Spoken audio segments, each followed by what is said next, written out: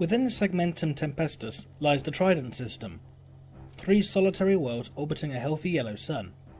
The first is Ramus, a world scorched by searing radiation of the sun and home to many fledgling hive cities. Third is Odysseus, a large gas giant valued for its gas mining properties. In between lies Trident itself, an aquatic world perpetually submerged in an endless sea. It is here that the Sons of Trident, a loyal Astartes of the Imperium, operate from, and is what has shaped them as a chapter for 10,000 years.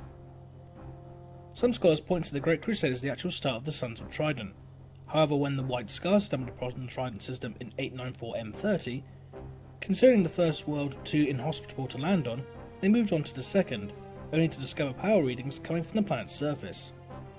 Upon further investigation, the White Scars discovered that the aquatic world was in fact colonised by a combination of aboriginal peoples who had been colonists lost during the Dark Age of technology and descendants of a Mechanicum expedition during the Age of Strife. These two disparate groups had united in order to survive, and happily accepted the offer of the Adeptus Astartes to join the Imperium. The White Scars left behind a contingent of warriors on this world, which the Aboriginals dubbed Trident, after a native predator, and thus planted the seeds for the formation of the chapter. The White Scars garrison, as well as newly arrived Mechanicum colonists, found themselves at the forefront of advancing the Aboriginals to the modern age, providing them with the materials and knowledge to improve their ability to settle and expand across Trident.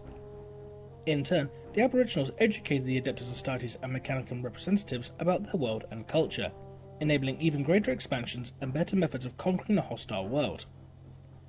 By the time of the Horus Heresy, the garrison of Trident could barely even be described as White Scars anymore, as they had become heavily ingrained into their native culture, shaped by their efforts to overcome the planet's natural hazards.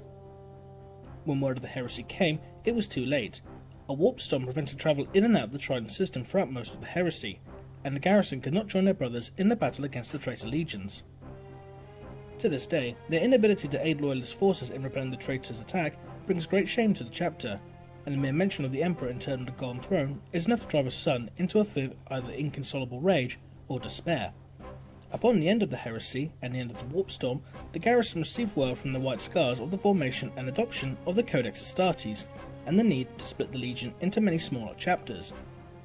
The garrison, realizing that the isolation from their legion had altered them significantly, chose to become a separate chapter, and formed the Sons of Trident under guidance of the first chapter alpha, Turak Ramus, who had been in charge of the garrison beforehand.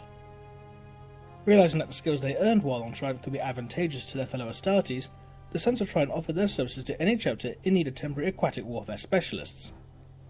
This would lead to many centuries of glory and redemption for the chapter, as both the Adeptus Astartes and the Astra Militarum called upon them for such events, and the Sons of Trident earned the respect of their fellows as a result. However, things changed with the tragic death of Turak Ramus at the Battle of Jaya II in 241 M33, and revealed a severe flaw in the chapter's willingness to take on any requests made to them. Centuries of being stretched thin across the galaxy had taken a toll on the Sons of Trident, and when the chapter's first company responded to a distress call from Jaya II's planetary governor, they were exhausted, undermanned, and under-equipped.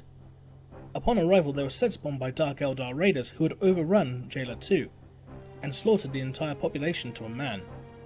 Completely overwhelmed, the first company fought valiantly, but nearly the entire company perished reclaiming the wealth of the Imperium, and among the dead was their first chapter alpha. To further deepen the wound, the Inquisition ordered exterminators of Jaya II shortly after the battered first company withdrew, rendering the sacrifice completely in vain. Their sole surviving alpha from the first company, Squad Alpha Kalito Shelkim, was elected to the chapter's new alpha position, and his first act as chapter alpha was to bring his desperate warriors home. Demoralized, broken, and finding themselves severely undermanned, Selikim returned home to find few more than 300 Sons of Trident awaiting him, the stalwart survivors of the chapter's unending efforts to make up for their failure to protect the Emperor.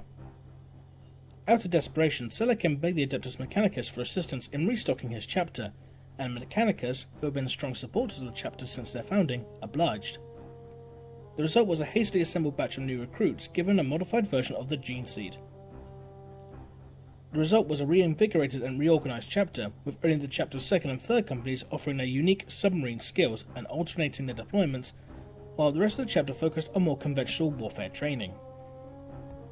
But Carlito Selikim's mettle as Chapter Alpha had only just begun to be tested. Within decades of implementing the new gene seed, the fresh Sons of Trident began exhibiting noticeable and potent mutations, such as gills, extrasensory nerves, hairless bodies, and pitch-black eyes. While these mutations were extremely advantageous to the Sons of Trident in battle, Selakim knew that the Inquisition would take drastic measures if they ever discovered the altered gene seed, and thus seized the chapter's gene seed types to buy time. It did not take long for the Inquisition to notice the deceit, however, and for 5 months the Inquisition blockaded Trident, at odds with the outnumbered Astartes fleet and planetary defences, until the arrival of Adeptus Mechanicus reinforcements and the efforts of Selakim convinced the Inquisition to agree to a ceasefire. In what would be known as the Trident standoff, Selakim showed that he was competent a politician as he was a warrior, and with backing from the Mechanicus, ensured that his chapter would be spared the wrath of the Inquisition, but at the cost of triple the regular gene seed tithes and routine inspections of Trident.